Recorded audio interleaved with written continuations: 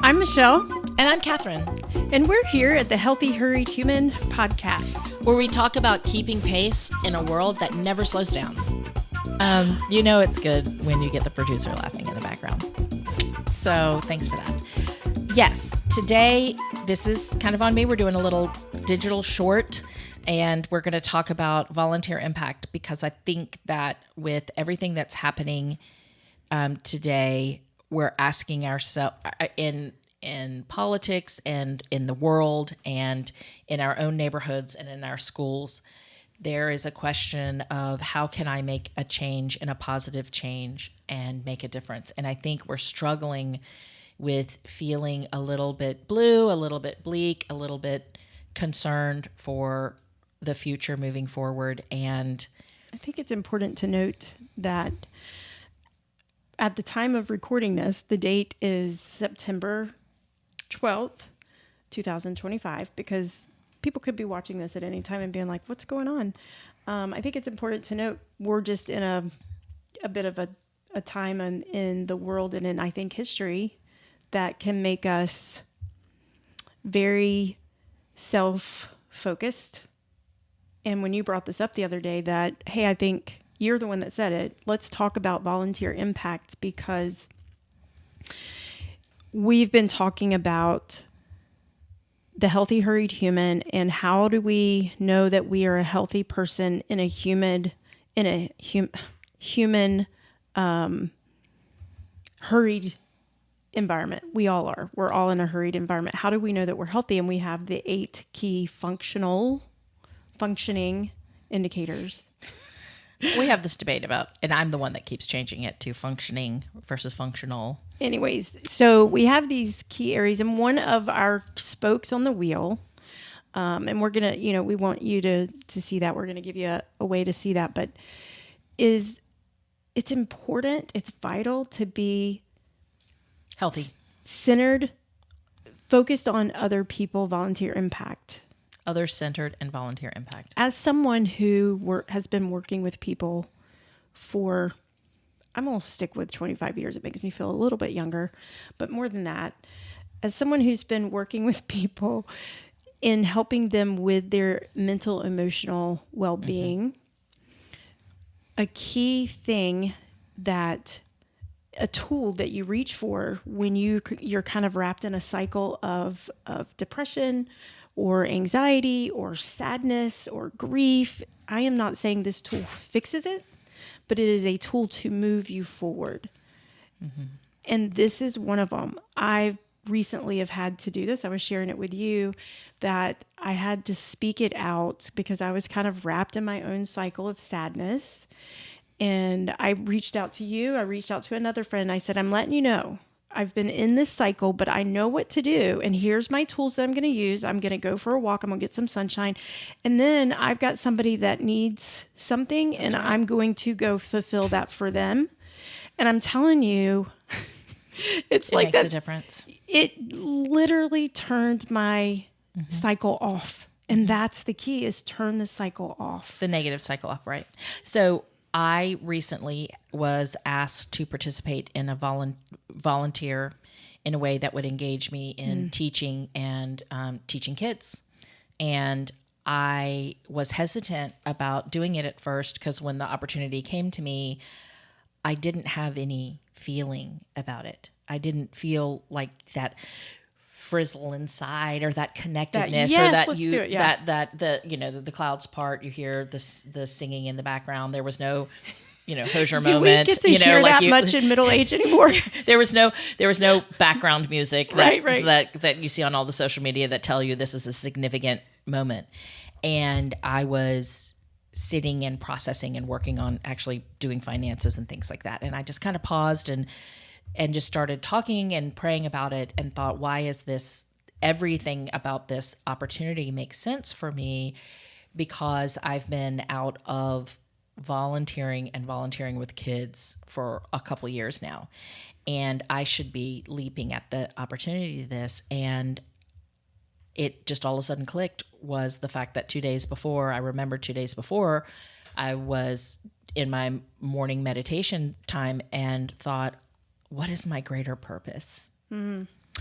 And I realized that I was searching for some purpose, and this fell into my lap, literally fell into my lap.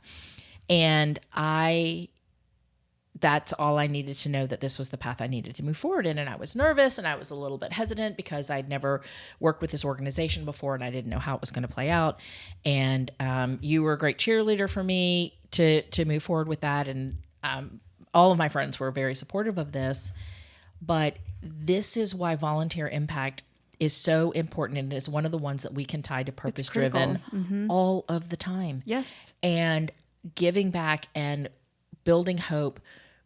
You know, we are not living in a solo vacuum, which I think is one of the problems we have right now with the mental health in our country. Is so many things are solo player.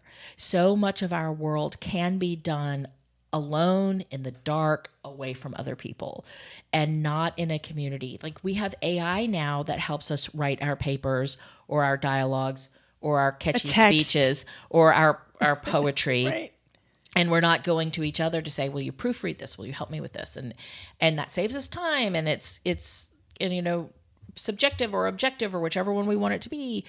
But we are continually finding ways to isolate and be less and less around people. And volunteering, showing up.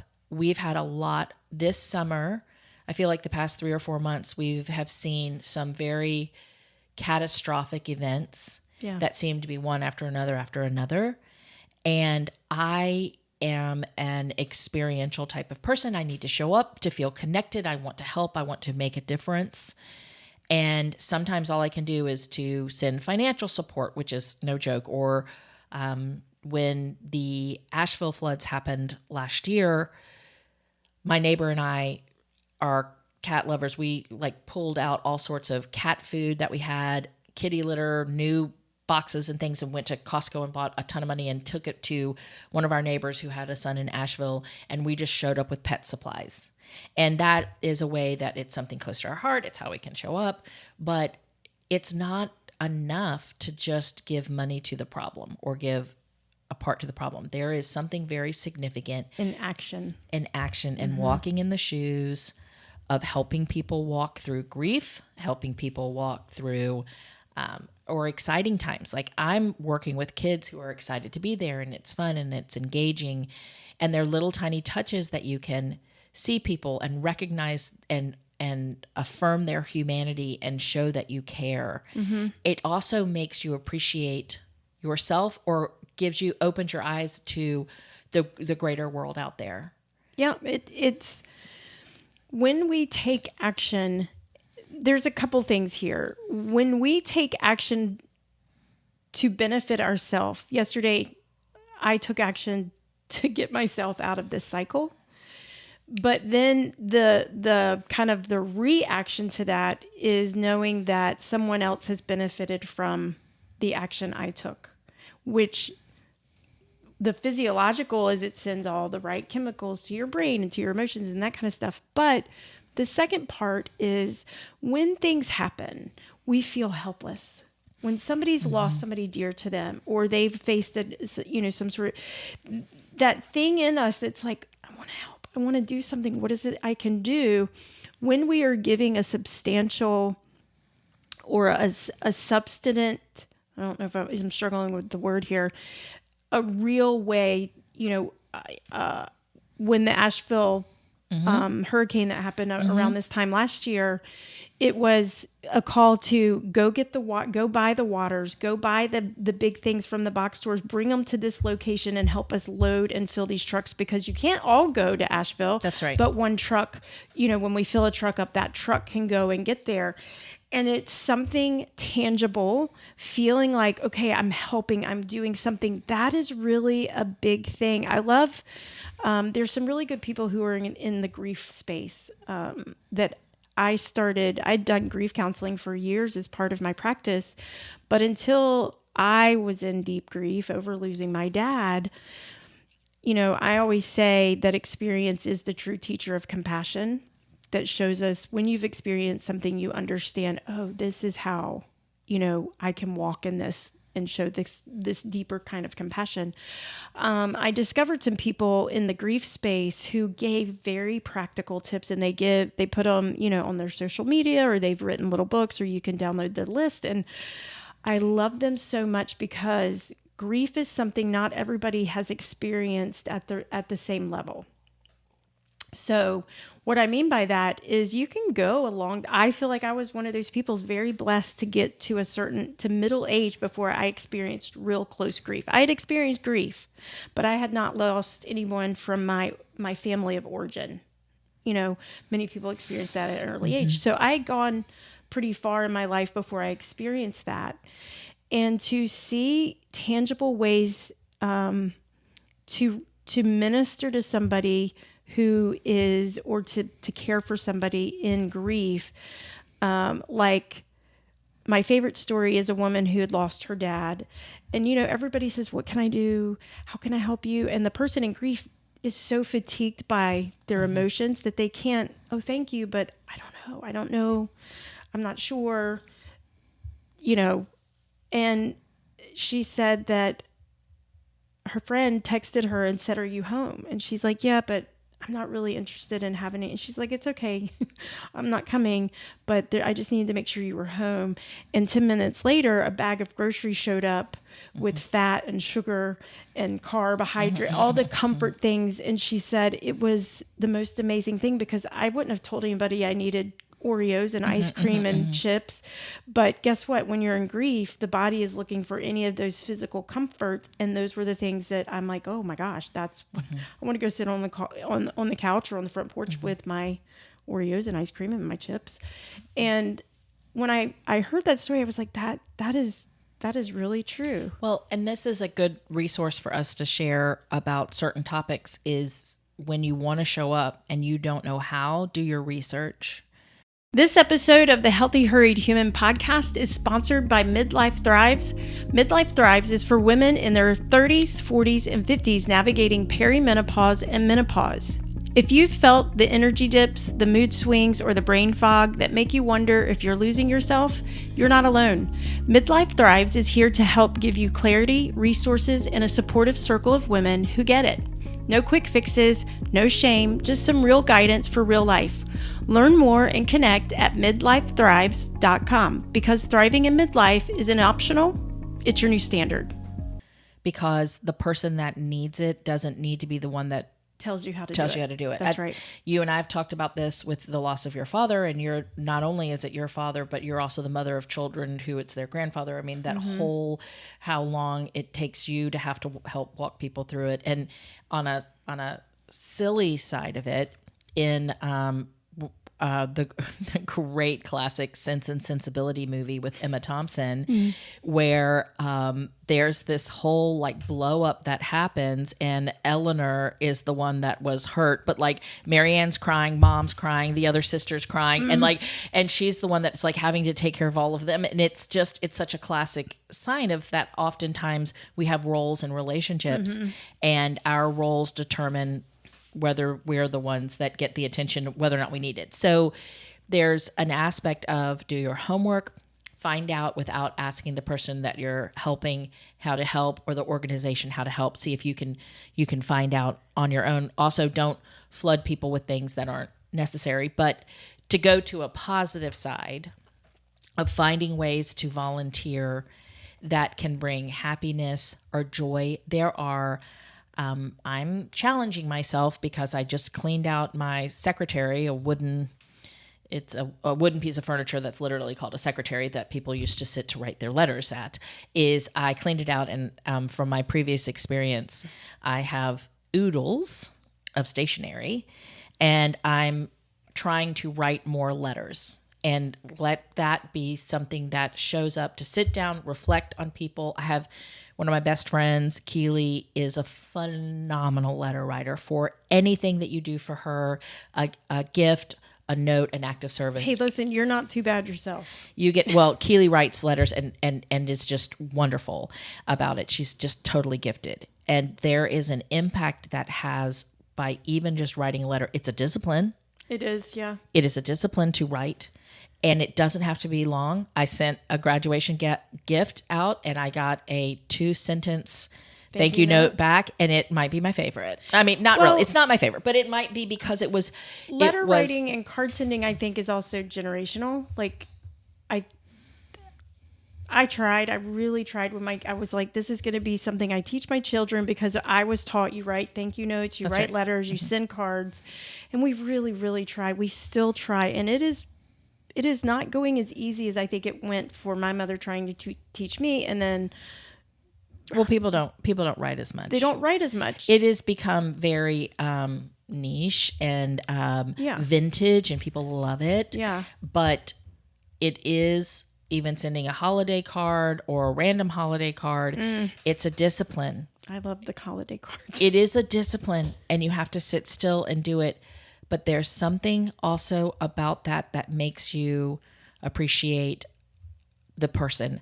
So I had one day, it was 4 hours. I was sending out graduation gifts and wedding presents, and I wrote notes for each one of them. And listen, there was something beautiful that happened in me when I was reflecting on what I was writing. And your appreciation for that person. My appreciation for that person, for the graduates, my hopes and dreams for them, my challenge to them going off to college, for the people getting married, the history that I had with the groom, and writing to his bride, and because she's the newer one to there. I was known him since he was a kid. And then also my cousin was getting married, and I should have been a butler. But all of this is pointing to we're shifting the brain and the emotions to focus on other people or onto others, and how important that is. I don't want our listeners to think that we are telling them all to start stationery. Well, writing, but there is something though, to that, because when you sit and pause, it's different. A text message, I'm convinced that I don't have the scientific studies to back this up at my fingertips, but there are different parts of our brain when we are physically handwriting something that engages it 100%, and it journaling. pulls a different way. And when I was saying that I should have been a butler, it's because I like to restore old things like linens, and I had just done a whole restoration project with linens that were my grandmother's, my great grandmother's, and I pressed them and ironed them and packed them up and sent them to my cousin's new bride to be, and thankfully she was ecstatic about them, so yay. But there was this also a passing down of welcome to the family, here's some heirlooms. I love and that. I didn't know you did that. Oh, I didn't tell you that? That's really cool. I sent her a whole bunch of different items, but there was something that I felt so connected to this person. And honestly, I felt like in a small way, I hope this is how they received it, is this is how I'm showing them love. And I'm reflecting and, saying goodbye to some of these kids that are going off into the world and wishing them the best of luck. And that is, when we talk about volunteer impact, there's sacrifice. Sometimes it's financial. Almost always it's your time. It's time. Yeah. But it pulls us out of ourself, and for the benefit of others and the community. And the question that I would say to you is, on your worst day, there's someone else that could use you, but also let people help you. Because there are times that you need to be the one that receives the flowers, that receives the grief care, and say yes to that, and let people help you. And I think the more that you're giving and to others, I think you'll be open to receiving. Yes, and you also build hope and trust with the world. Because you begin to see the good of others. You begin to see people and don't compare yourself to the person that's got so much energy and they're the ones that have done more in the volunteering organization you're working with. Just show up and find the one that suits you best. Look at go back and listen to the episode where we talked about being purpose driven, and how Michelle was talking about the ways that you can triangulate to figure out what your purpose is, and find a volunteer organization, or whether it's through or a community or in your own community, or a friend that shares that same thing. Like there's ways to do it. and add that to your life. It will rebuild your trust. It will give you hope for the future. It will change other people's lives. And it will help you feel like there is hope, because we wanted to get to this place of saying there is a quantifiable benefit. It is quantifiable. You will feel it. You will see it in being focused on others, being centered, giving others the center, taking yourself out of it. It's a way of self-care in the most random, backwards way to do it. It doesn't intuitively, it's not intuitive, but it is that's a great way to say it. It's a very good, strong way to care for yourself. Volunteer impact hits so many of the other parts of this wheel for emotional, relational, purpose-driven, self-care, self-growth, self-development.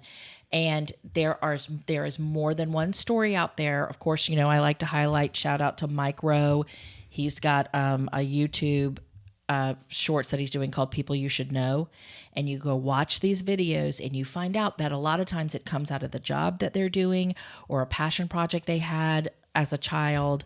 There are people out there doing it, and small little steps, you can change the trajectory of someone's life. Amen. And it will make you believe that there is that, this too shall pass, and change comes, and there is hope and beauty and love waiting out there for us.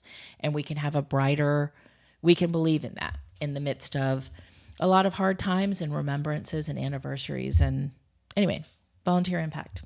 Well, I heard a quote this morning that said, darkness, and you'll know who said it, darkness doesn't drive out darkness, only light can do that. And when we are focused on others, when we are thinking, what do I have to give to serve others? That is light driving out whatever the darkness is. Martin Luther King, by the way. Thank you for joining us for this shorter episode of the Healthy Hurried Human. Not so short, because Michelle and I have a lot of things to say. Thank you. Thank you. The Healthy Hurried Human podcast is brought to you by Foxygen Consulting and a handful of silent sponsors who believe in this work and quietly keep us going. We see you, we thank you, and we are glad that you're part of this journey.